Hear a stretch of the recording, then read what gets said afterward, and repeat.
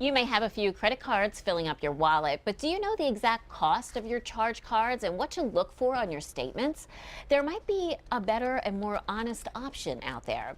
It's Financial Friday here on Good Day PA. Stacey Hankey is ready to help us take charge of our charge cards.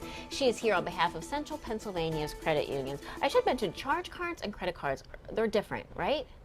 Well, we really think of them in the same way. We do, yeah, right. I think that when somebody says a charge card, they more think of like the Boscov card or the Kohl's card, those sorts of things. Got it. Yeah. Well, let's talk more about credit cards. And Sure. credit unions, I know, really want their members to be, financially secure. Being Yes. part of that really is paying off those balances. It is. So talk more about that.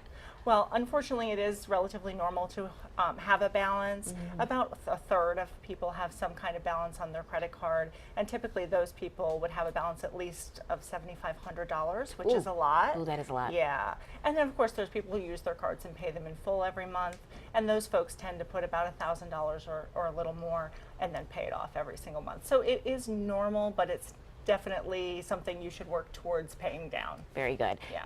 Credit card issuers, it does seem like they're providing more and more information about really the cost of the credit. Why is that?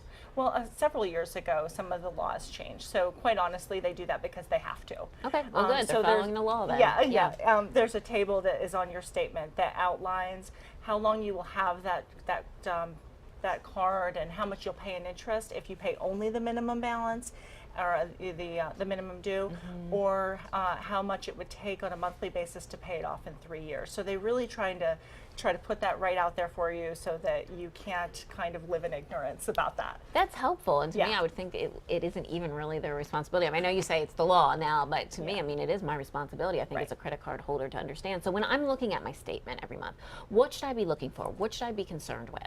Well, the first thing I would say is you definitely need to look at your statement and make sure that everything that's on there is accurate. Did you actually make those charges? Because if you didn't, Good point. then there's a problem. There could be an identity theft issue. And then beyond that, you'd want to be paying attention to whether your balance is generally decreasing from month to month, if it's increasing.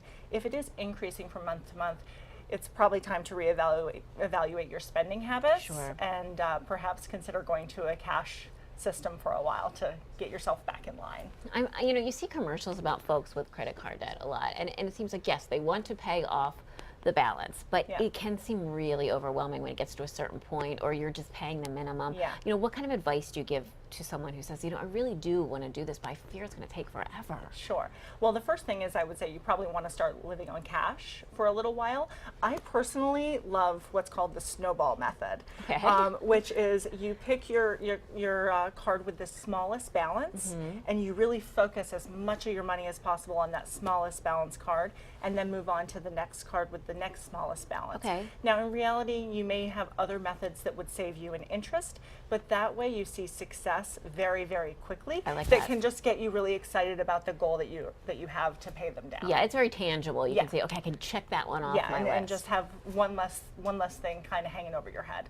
And I know y'all are giving us these Financial Friday tips every week. It's really a public service from our local credit unions, because credit unions, they really have their consumers in mind. Yes. How can we learn more about credit unions, maybe learn which one could be right for us? To find a credit union that is right for you, you would want to visit ibelong.org, and it's absolutely true that your credit union really does want to help you. They do not want to see you in debt. They want to see you achieving the goals that you have set for yourself. I believe you. I can tell. I see how genuine you all are when you come on the show. Thank you so much for being part of Thank you for having Financial me. Friday.